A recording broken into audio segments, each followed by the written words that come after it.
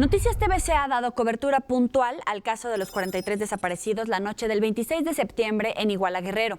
Pero este es un caso más de las millones de personas víctimas de desaparición y las reacciones de temor, inseguridad y angustia, así como desesperación de toda la sociedad al no saber qué esperar de aquellos que se supone están para protegernos. Derechos como la seguridad, la dignidad y el que corresponde a la vida se ven lacerados ante estos hechos que atentan a diario contra la sociedad y que ni organismos autónomos ni de gobierno han podido controlar. Fundada el 13 de febrero de 1989, dentro de la Secretaría de Gobernación y con el nombre de Dirección General de Derechos Humanos, la Comisión Nacional de Derechos Humanos es la principal entidad gubernamental encargada de promover y proteger los derechos en México. Tras 25 años en funcionamiento, en su último informe 2013, la Comisión presentó una nueva estrategia: proteger, promover y hacer respetar la dignidad de la persona y sus derechos, impulsar la cultura de la legalidad y consolidar el Estado. De acuerdo con el documento, en cuanto a las actividades para la protección y defensa de los derechos humanos, en 2009 se llevaron a cabo 305.580 actividades, mientras que en 2013 se realizaron 639.248, lo que representa un incremento de 109%. El informe destaca la cobertura en los servicios de atención y orientación, así como el monitoreo permanente en todo el país para abrir quejas de oficio. Así, en el 2013 se recibieron y clasificaron 45.972 escritos de quejosos y algunos organismos locales de protección a los derechos humanos. De ese total, 23.716 se dividieron en expedientes de queja, de orientación directa, remisión y de inconformidad. Los restantes se refieren a otro tipo de documentos, entre los que destacan las aportaciones de los quejosos para la integración de dichos expedientes. Pero la protección y defensa de los derechos humanos no se realiza únicamente a través de la emisión de recomendaciones, sino también cuando se logra restituir los derechos vulnerados al quejoso en forma pronta y expedita. Es el caso de las conciliaciones y de la solución de la problemática durante el procedimiento, las cuales aumentaron de 1.176 en 2009 a 3.580 en 2013.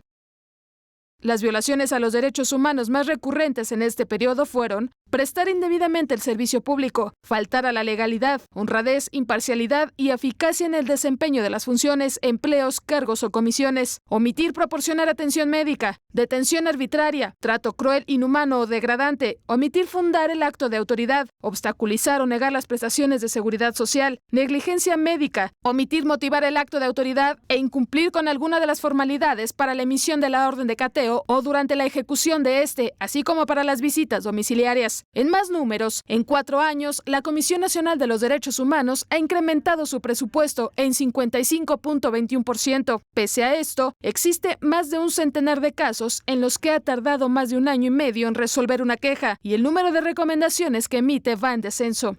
Sobre dicho presupuesto, la CNDH cuenta para este 2014 con un importe de 1.416.4 millones de pesos, mismo que fue sometido al Consejo Consultivo. Solo la oficina de la presidencia de la comisión pretende ejercer 11.905.619 pesos, de los cuales 73% servirán para cubrir el sueldo de los funcionarios y 8% para pagar sus alimentos y utensilios, es decir, más de 1 millón de pesos. Bajo este contexto, lo menos que se esperaría es que la comisión cumpliera con todas sus funciones. Sin embargo, organizaciones civiles se han manifestado contra la ineficiente actuación de su titular, Raúl Plasencia Villanueva, en casos tan emblemáticos como Tlatlaya y Ayotzinapa. Incluso han declarado que no debe, bajo ninguna circunstancia, ser reelecto, como han sido sus intenciones. De hecho, a unos días de que se elija el próximo titular de la Comisión Nacional de Derechos Humanos, diversas organizaciones civiles se reunieron con senadores a quienes advirtieron que esa institución no cuenta con legitimidad, es ineficiente y no está a la altura de la crisis que en la materia se vive en el país, sin contar que ha actuado tarde ante graves violaciones como en el caso de Iguala Guerrero. Para el caso de Tlatlaya, la institución declaró que 15 de las 22 personas muertas el 30 de junio fueron privadas de su vida por fuerzas federales, a pesar de estar rendidas. Pero luego, a través de un comunicado, Plasencia Villanueva aseguró que era falsa la versión de que todos fallecieron en un enfrentamiento con militares. Ante dichos argumentos, las organizaciones sociales de Red por Derechos Sexuales y Reproductivos, Equidad de Género, Ciudadanía, Trabajo y Familia cuestionaron la actuación ausente y tardía de Plasencia Villanueva. En cuanto a la desaparición de los 43 normalistas de Ayotzinapa, el 27 de septiembre, la CNDH argumentó que meses atrás, en diciembre del 2013, había advertido de la creciente violencia en ese estado. Por otro lado, expresó su apoyo constante, proporcionando atención integral a los familiares de las víctimas y realizaciones de diversas actuaciones, diligencias, visitas de campo, certificaciones médicas, entrevistas, consultas de archivos y lo necesario para la debida investigación de los hechos mediante un equipo profesional. No obstante, otra vez organizaciones civiles declararon que el caso de Iguala Guerrero es otra muestra de la ineficiencia de la CNDH, ya que empezó a investigar luego de que a escalas nacional e internacional se difundió la gravedad del caso. La presidenta de la Comisión de Derechos Humanos del Senado, Angélica de la Peña, declaró que sería un error no ponderar las observaciones claras y precisas a cuestionamientos de lo que ha hecho o dejado de hacer el actual presidente en la comisión. La legisladora también admitió que el caso Tlatlaya y la desaparición de los 43 normalistas de Ayotzinapa cambiaron la perspectiva de la elección que deberán hacer. Noticias TVC. En este expediente trataremos de evaluar el papel de la CNDH ante estos hechos, así como la relevancia, validez y protección que tienen dentro del país, cuál es la percepción internacional de la comisión, así como la infraestructura económica para resolver casos denunciados. Quizá estas explicaciones las tendremos hasta que el nuevo presidente o el mismo Raúl Plasencia Villanueva se enfrente al nuevo periodo presidencial de la Comisión Nacional de Derechos Humanos. Para debatirlo nos acompañan Rocío Culebro, directora ejecutiva del Instituto Mexicano de Derechos Humanos y Democracia AC y colaboradora de diversas organizaciones civiles, así como Federico Mastrogiovanni, periodista italiano, especialista en la violación de derechos humanos y autor del libro y documental Ni vivos ni muertos sobre desaparición forzada. Quédese con nosotros, esto es Expedientes TVC. Con un eufemismo podría definir mi experiencia con la CNDH como etérea, la CNDH. En muchos casos casi invisible. Gracias por seguir con nosotros en Expedientes TVC. Estamos con Federico Mastrogiovanni. Muchas gracias por estar aquí de nueva cuenta. Bienvenido. Muchas gracias a ti. Y Rocío Culebro, también muchas gracias por estar aquí con nosotros. Vamos a hacer una evaluación general, grosso modo, de la Comisión Nacional de Derechos Humanos, cómo se ha desempeñado en lo que va de este sexenio en comparación con el anterior. Bueno, creo que a todas luces es conocida que la evaluación se ha hecho ya desde la opinión pública, desde las organizaciones civiles, desde los especialistas, desde las opiniones de periodistas, articulistas, de organizaciones internacionales, no así también como las organizaciones nacionales que documentan y acompañan casos de graves violaciones a los derechos humanos.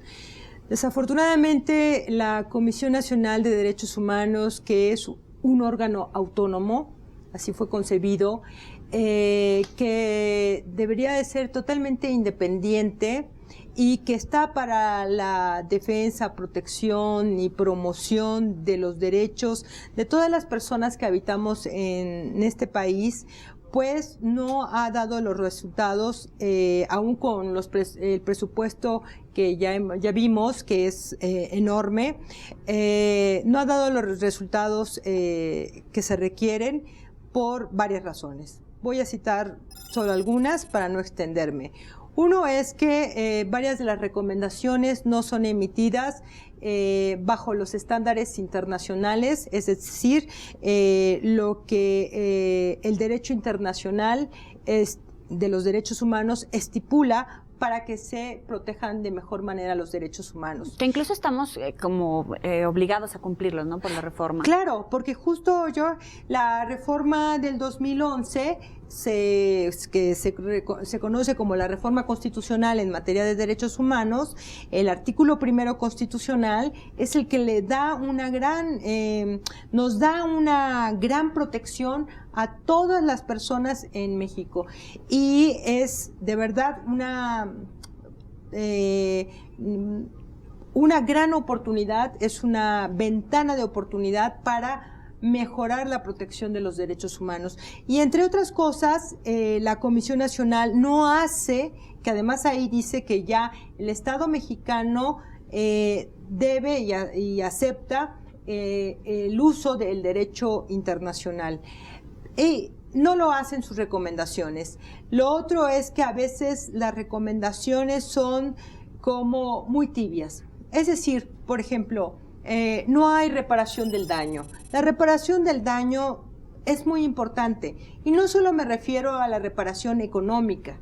La reparación del daño se da en diversas formas, desde la ayuda psicológica, la ayuda médica, La ayuda, por ejemplo, si hay una familia cuyo padre o quien llevaba el sustento de la familia fue torturado por un agente del Estado o fue ejecutado, como ahora lo vemos con el caso de las 21 personas ejecutadas, pues ellos tienen que hacer solicitar una reparación del daño, ¿no? Donde digan, bueno, cuántos familiares dependían de esta persona. Ejecutados, me llama la atención. Sí, y ahora voy a ese tema. Pero que digan, bueno, cuántas personas eran sostenidas por esta otra persona. ¿Qué pasa en el caso de los desaparecidos, ¿no? Bueno, ¿qué pasa con las familias, con los niños, si van a la escuela? ¿Cuánto le costaría a la familia sostener a esos niños en una escuela pública, atención médica, hasta que llegara a la universidad? Por ejemplo, esos son el tipo de reparación, porque cuando hablamos de reparación la gente piensa que solamente estamos pensando en dinero, y no es así, ¿no? Pero la mayor reparación que debe de haber para las víctimas es la justicia, y justamente eso es lo que no se da, ¿no? Y yo creo que hacer la evaluación pues nos llevaría a varios programas, porque no estamos hablando solamente de los últimos meses, que han sido muy, muy densos y tensos por la gravedad. Pues llevamos desde el sexenio pasado con una lista enorme de desaparecidos y bueno, para darle la palabra a Federico, tenemos todo el caso de las personas desaparecidas, que justo uno de los casos que son de los 72, conocido como lo de los 72 migrantes desaparecidos en Tamaulipas, ahora resulta que la Comisión Nacional de Derechos Humanos, es decir, el titular de la Comisión Nacional, que está para proteger a las personas, está litigando contra las víctimas. Y no solamente es ese caso, sino hay otros 4 más. Entonces, ¿cómo es posible que el que se llama ombudsman ahora litiga contra las víctimas? ¿No? Yo creo que con eso sería suficiente para evaluar la gestión del titular de la Comisión Nacional de Derechos Humanos. Y en tu caso, que tienes tanto conocimiento y ya también investigación profunda, un trabajo de campo interesante en materia de personas desaparecidas, más allá incluso de eso, pero en especial con ese tema, ¿cómo lo percibes? Bueno, yo haría una distinción, con un eufemismo podría definir mi experiencia con la CNDH como etérea, la CNDH, en muchos casos casi invisible. Aunque con mi trabajo de campo he encontrado en muchas ocasiones funcionarios y personas muy comprometidas, esto no es suficiente para que la institución funcione y funcione como debería de funcionar.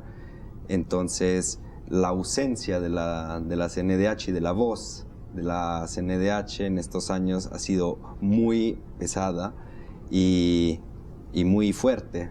El silencio en muchos casos ha sido muy ruidoso, porque nos esperábamos como sociedad civil, como periodistas, observadores, tomas de posición justamente más fuerte en defensa de los derechos humanos, y son muchísimos los temas en los que la CNDH debería de haber sido presente con mayor fuerza, como los casos de las gravísimas violaciones de los derechos de los migrantes centroamericanos en tránsito por el país, que son constantemente violados, constantemente secuestrados, asesinados, desaparecidos, como el caso de las miles de víctimas de desapariciones forzadas en el país.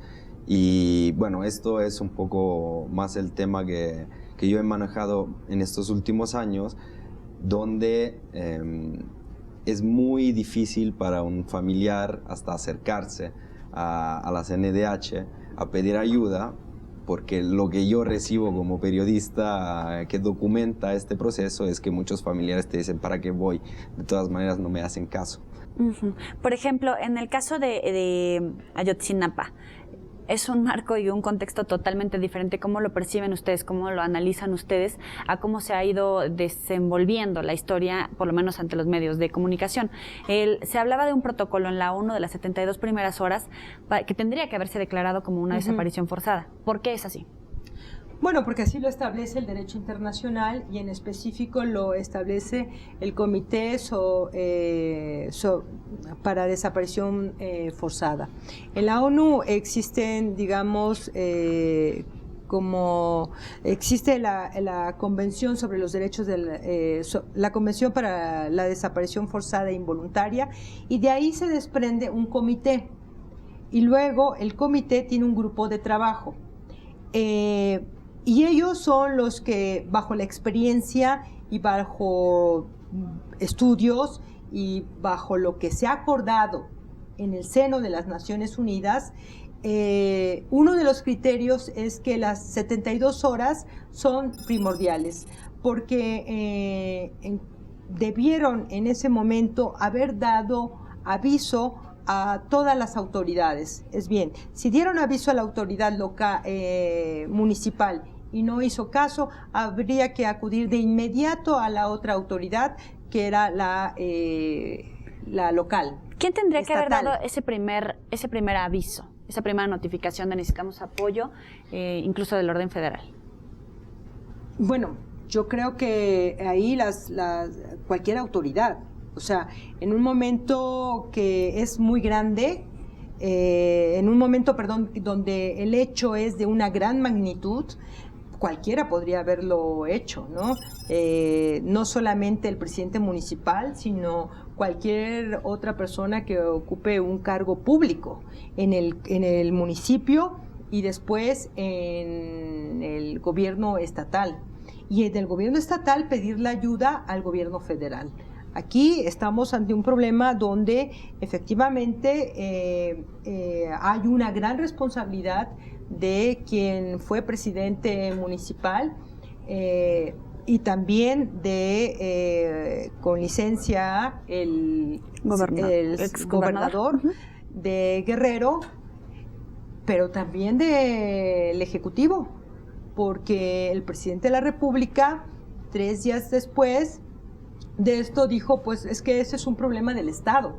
No, cuando hay una desaparición forzada, masiva, y aun cuando fuera uno, y ese es el problema, que nos hemos acostumbrado a que si es un solo caso, bueno, pues es como, bueno, un solo caso no marca la diferencia, ¿no? Pero no, o sea, tendría que hacer así en todos los casos. Pero cuando se da un caso donde son 43 estudiantes, estamos hablando no de un caso insignificante. Entonces el presidente de inmediato debió haber enviado a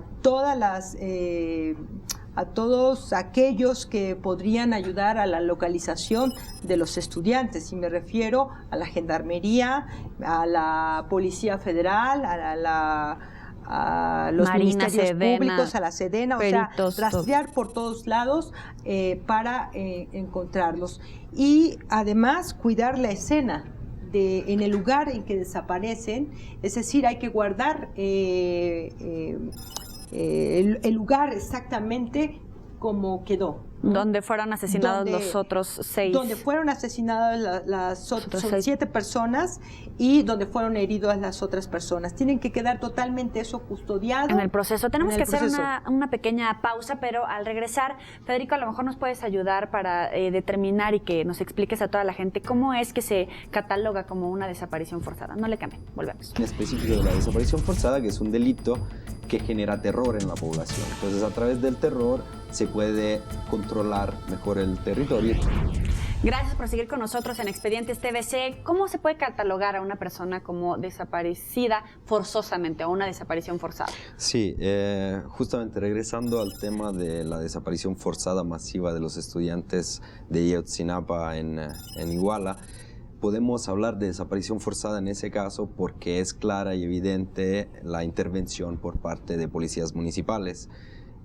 Cuando hablamos de desaparición forzada, hablamos de una intervención por parte de cualquier elemento del Estado, sea un agente de la policía, sea un funcionario público de cualquier tipo, por acción o por omisión. Y por esta razón, lo que decía Rocío, la responsabilidad se puede remontar a los más altos niveles estatales y federales por la omisión que hubo. Es más... ¿Omisión, encubrimiento? Sí, pero en el caso de Ayotzinapa tenemos testimonios, de Iguala, de los jóvenes de Ayotzinapa, tenemos testimonios de jóvenes que le pidieron ayuda al ejército, que estaba presente cerca del lugar de los hechos, y el ejército hizo caso omiso y no intervino. Entonces ya estaban presentes y tenemos testimonios de personas que dijeron: nosotros fuimos a pedirle ayuda a los soldados, porque en el caso de los policías municipales que son parte del delito que se está cometiendo, es claro que es difícil poder pensar que ellos mismos sean los que involucren a la Policía Federal o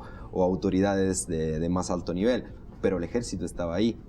Y de todas formas no fue suficiente que estuvieran ahí porque no intervinieron de ninguna Y esa es forma. una omisión muy grave. Y es una omisión muy grande porque no solo la cantidad de personas involucradas hace, da la gravedad de la situación. Aunque hubiera sido un solo estudiante asesinado, un solo estudiante desaparecido, ya sería gravísimo. En el caso de Iguala, es impresionante también el cinismo con el que se ha manejado este tipo de situación. Entonces, cuando hay una omisión de este tipo, también se puede hablar de desapariciones forzadas. Y México ha firmado y ratificado los tratados internacionales en donde se define este tipo de delito. Entonces, esta es la razón por la que se está tomando esta dimensión. Ahora, en términos internacionales, derecho internacional, una vez que México está alineado con esos tratados, no hay una distinción necesariamente como de los órdenes de gobierno, es una falla del Estado en su totalidad, al no haber reaccionado el alcalde o el procurador local, sino también, obviamente, ya en el orden federal. Sí, así queda, así... Es como se va desglosando para saber cuál es como el tipo de responsabilidad que le corresponde a cada una de las autoridades. Y por eso también, como decía Federico, o sea, lo que pasa es que las autoridades actúan por acción o por omisión. Omisión es dejar de hacer. Y entonces... ¿Qué es diferente dejar de hacer a encubrir? O las dos cosas se pueden dar. Pero también se da el encubrimiento en muchos casos y probablemente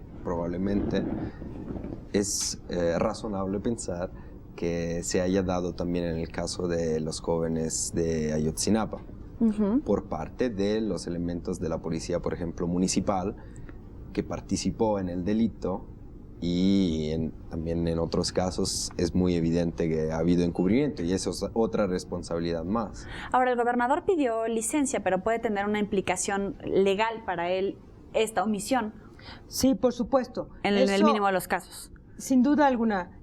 Yo creo que en el transcurso del tiempo y mientras se vaya litigando el caso, se irán determinando y deslindando las responsabilidades y también estableciendo toda la serie de violaciones, porque claro, la más grave es la desaparición forzada, pero de ahí se desprende muchas otras violaciones a los derechos humanos, ¿no? Hay dos organizaciones civiles que están acompañando el caso. Una de ellas es el Centro de Derechos Humanos Tlachinolan, que se encuentra ubicado en la montaña de Guerrero, en Tlapa Guerrero. Es conocido no solo nacional, sino también internacional por su seriedad en la documentación y en el litigio del caso, así como el Centro de Derechos Humanos Miguel Agustín Pro Juárez, quienes han estado colaborando en la documentación del caso. Vamos a ver en los siguientes meses qué es lo que ocurre. Desde la opinión de muchos es que todos llegaron tarde al caso, incluida la Comisión Nacional de Derechos Humanos, porque debió haber emitido medidas inmediatas, o como se llaman, medidas precautorias. De inmediato debió haber hecho algo y no lo hizo. Y también es una omisión grave. Y también grave. por parte del gobierno federal, porque la respuesta llegó demasiados días después, la primera respuesta, y todavía no parece suficiente, y la percepción que se tiene es que en el mejor de los casos la Procuraduría General de la República, tanto como la Secretaría de Gobernación, aparentemente no saben por dónde encontrar la respuesta. Si así fuera, sería muy grave. Entonces, también la responsabilidad no solo de las fuerzas policíacas o de la Comisión Nacional de los Derechos Humanos, sino también del gobierno federal. ¿Qué tanto se ha incrementado este tipo de desapariciones en nuestro país? Bueno, lo que yo he documentado en mi trabajo es que desde el 2006 a la fecha la desaparición forzada se ha vuelto uno de los delitos más graves y más frecuentes, y ha tenido un incremento vertical que sabemos que la desaparición forzada como práctica se dio desde finales de los años 60 en este país, pero nunca se llegó a estos niveles de cinismo y de barbaridad. Y a estos números, estas Aparte cifras. tan grotesco, ¿no? Tan vulgar incluso. Sí. Ya está muy expuesto, muy notorio, y sin embargo, incluso con esa presión, no hubo una reacción Pero se inmediata. sigue percibiendo como menos grave que otro tipo de delitos. Se sigue percibiendo, por ejemplo, más estratégico para el gobierno, en este caso de los jóvenes normalistas, que se hable de desaparición y que no se hable de asesinato, porque se percibe como peor el delito de ejecución extrajudicial de estos jóvenes. Pero la desaparición forzada es uno de los delitos más graves y más crueles que existan a nivel internacional. Ahora, ¿es un tema de perfil de oposición o cómo es el perfil? ¿Por qué está siendo un caldo de cultivo en nuestro país? Bueno, yo creo que hay muchos factores, ¿no? Uno es el problema de la impunidad. Al cual creo que desafortunadamente, o no sé si yo estoy ahora muy pesimista, pero es que nos hemos acostumbrado a la impunidad, y creo que eso es lo que no podemos permitir. Lo segundo es un altísimo grado de corrupción entre las autoridades. Tan es así que pues ahí tenemos el caso de Guerrero, tenemos el caso de Michoacán, tenemos el caso del Estado de México, el caso de Tamaulipas, el caso de Chihuahua, el caso de Coahuila, el caso de Sinaloa, el caso de Jalisco y el caso de Veracruz, por nombrar los más conocidos. Pero son varios estados.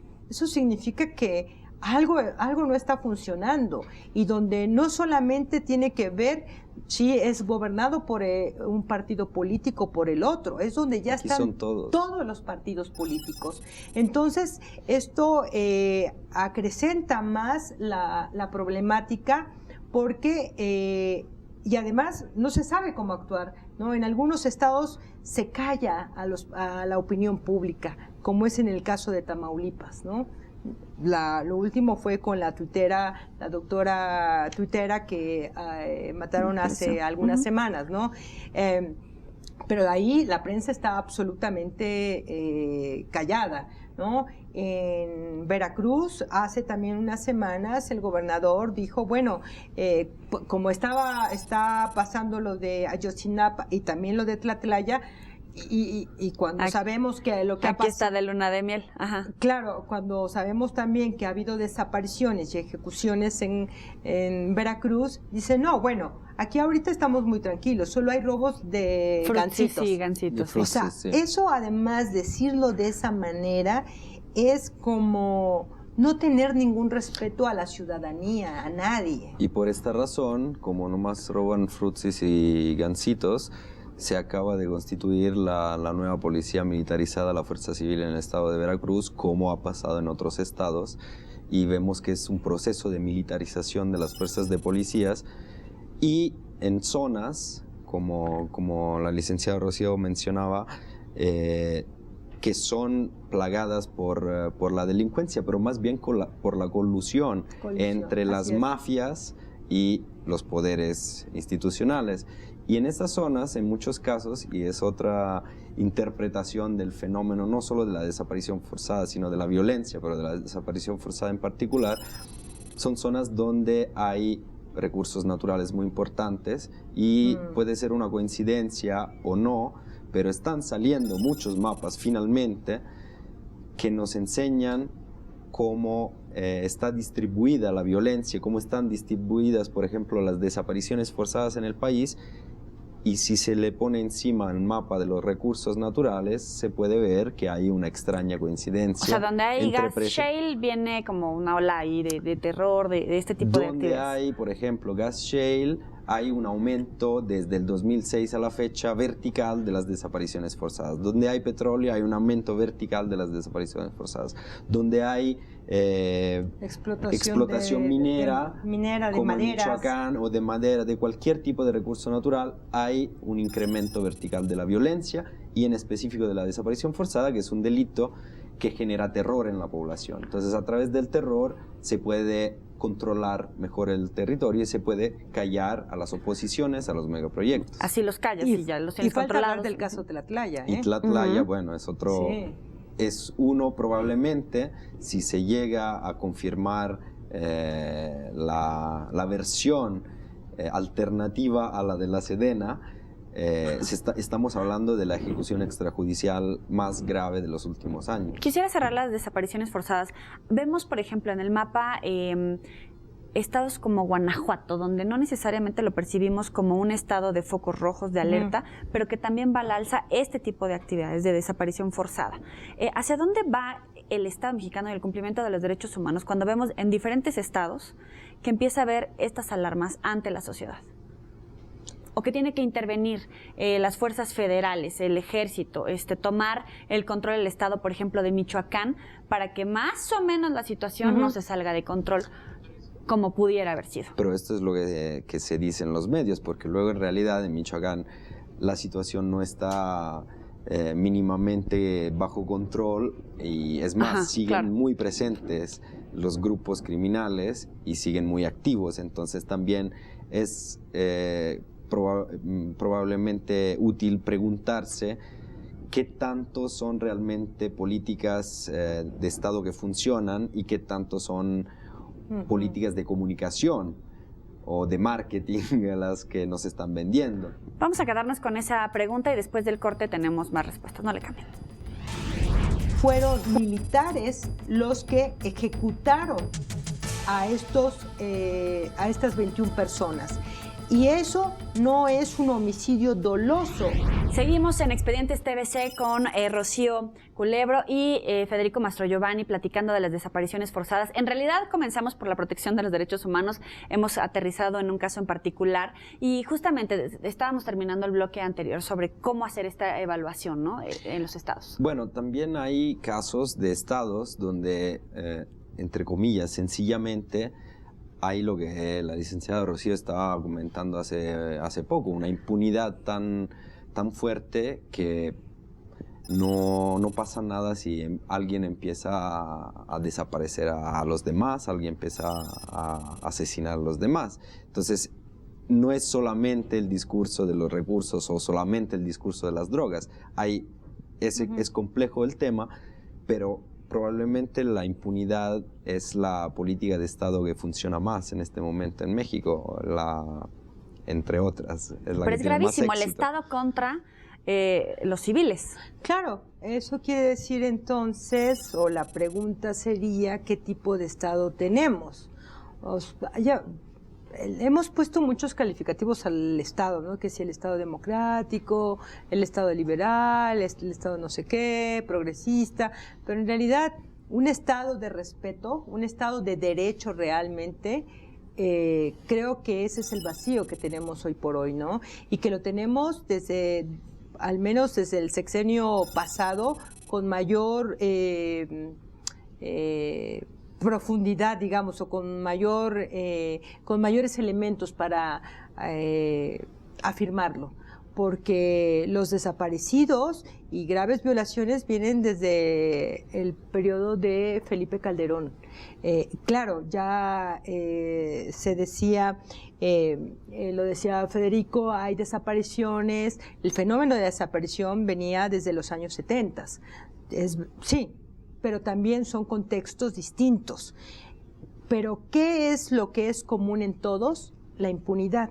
Eso es lo que es común en todos, porque y las regiones y el análisis que hacía Federico también es que los contextos pueden ser distintos. ¿Cuál es el eje transversal? Es la impunidad.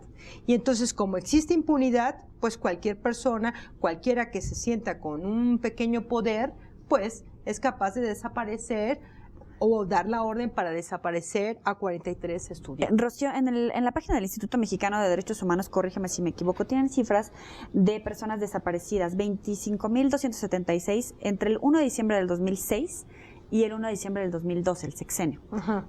Y de 23.322, o sea, poquito menos, Ajá. del 1 de diciembre del 2012 al 31 de junio del 2014, o sea, en 2 años estamos casi en el mismo número que en un sexenio completo. Sí, esa es la tragedia.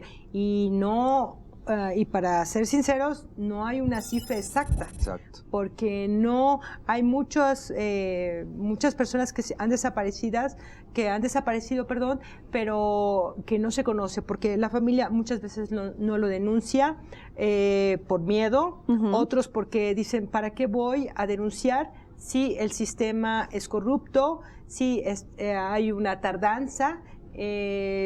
Me van a pedir dinero, en fin. Y luego otros que realmente desaparecen, y si son migrantes, pues ¿quién los va a reclamar en este país? ¿Cómo vamos a saber que desaparecieron?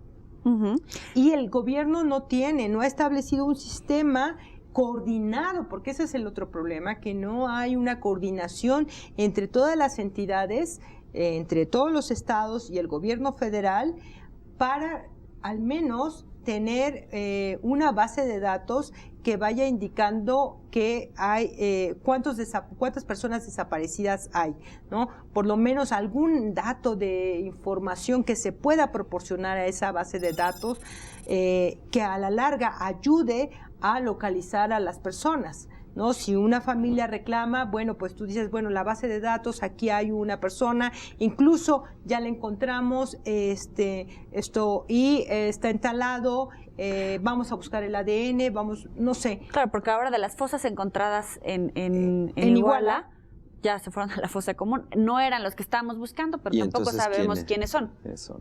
No, pero y además tenemos derecho a saber la verdad. Y tenemos que exigirla. Y el problema es que se vuelve grotesco el juego de cifras que hacen varias instituciones, porque de repente sale una cifra, luego Gobernación se contradice a sí misma después de pocos meses y sale otra, y no se sabe de dónde están sacando estos números. Pero yo me quería concentrar en el hecho, en el dato, que estamos hablando de decenas de miles de desapariciones, y muchas de las cuales son forzadas o pueden ser desapariciones forzadas, en un lapso de tiempo del 2006 al 2014. Comparamos estos números con los números de las desapariciones forzadas en la dictadura argentina, que era una dictadura militar y duró 10 años. Y probablemente estamos rebasando esos números en un contexto de democracia en un lapso de tiempo menor. Esto es espeluznante. O en comparación con guerras que se están viviendo por otro espíritu, pero en otros estados, en otros países incluso, y que nos lleva a cifras que son superiores en México en comparación con ellos. Sí, yo creo que hace bien que haya llamados internacionales, porque cuando los hay llamados a nivel nacional, por la ciudadanía, como que no nos hacen mucho caso, ¿verdad? Pero si vienen los llamados de Naciones Unidas o del Parlamento Europeo o del Estado norteamericano, pues bueno, espero que ahora sí se tome con seriedad, que no se puede seguir jugando con las vidas de las personas ni con nadie. Y desafortunadamente la mayoría de las personas que han desaparecido son personas pobres, personas sin recursos y jóvenes. Se está atacando el futuro de este país. Justamente cuando hablo con madres de jóvenes desaparecidos, es lo que se repite constantemente. Nuestros hijos son el futuro de este país, están asesinando el futuro de este país, están desapareciendo el futuro de este país. La mayoría son jóvenes. Entonces también hay que preguntarse qué tipo de Estado es un Estado que no solo no protege a sus jóvenes, sino en algunos casos participa en este tipo de delitos. ¿Y Tlatlaya? Tlatlaya, bueno, otro caso que en los primeros días no se le dio mucha importancia, ¿verdad? Hubo un comunicado por ahí diciendo que había habido un enfrentamiento, que habían muerto 21 personas y que se tenían secuestradas a 3 mujeres. Al día siguiente, el gobernador del Estado de México dijo que felicitaba al ejército por su trabajo contundente y coordinado y qué sé yo, ¿no?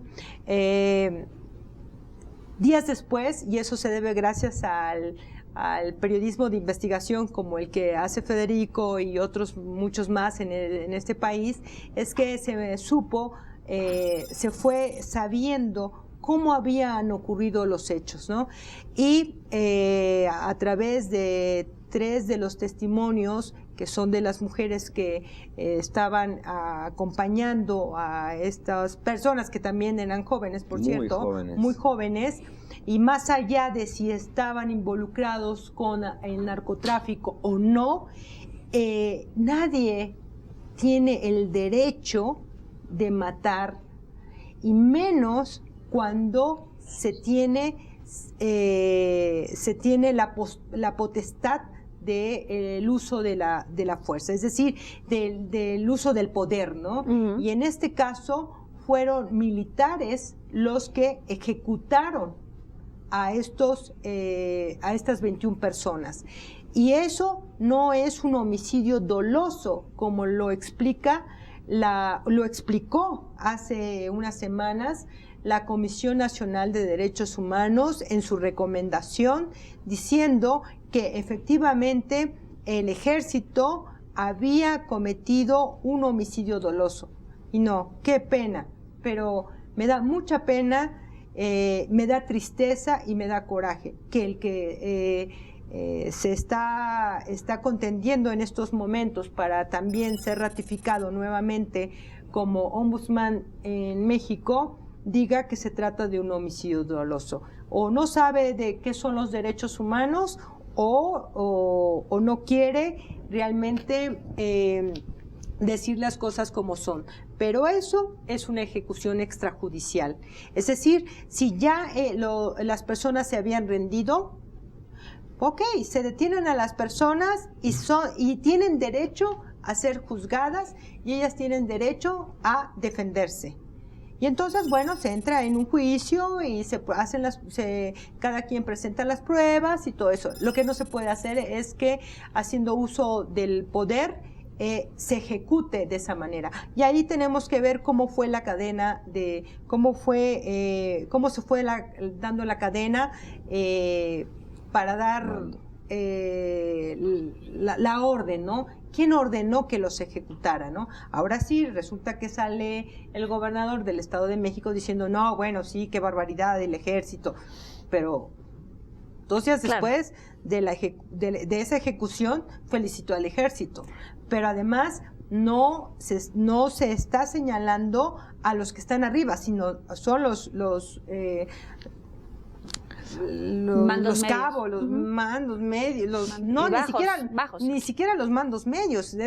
O sea, tendrían que ir viendo hacia arriba quiénes son los responsables. Además, hay un elemento más todavía la barbaridad de las instituciones, también en el caso de Tlatlaya. Sabemos siempre por los medios, por declaraciones que ya salieron en los medios hace algunas semanas, que las personas, las mujeres que fueron rescatadas, fueron torturadas por el Ministerio Público en el del Estado de México para que declararan una versión falsa y para que declararan una versión que no afectara al ejército. Entonces, además del delito que se dio, hay diferentes instituciones que se apoyan para cubrirse la una con la otra, y hay tortura sistemática para que esto suceda.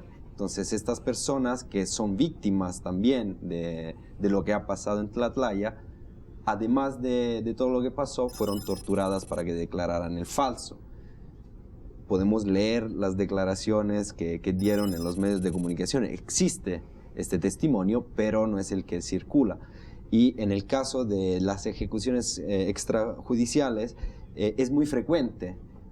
En muchas otras ocasiones, justificar un gesto totalmente ilegal como una ejecución extrajudicial y el poder, en el caso del gobernador de un estado, de otro estado, declarando que se lo merecían porque eran criminales. Para empezar, hay que comprobar que eran criminales. Y aunque fuera así, todos tenemos derecho al acceso a la justicia. Ya. Y no me parece que exista la pena de muerte en este país. No existe. O de esta forma tampoco. Bueno, tenemos que hacer una pequeña pausa comercial y volvemos con ustedes de inmediato. No le cambien.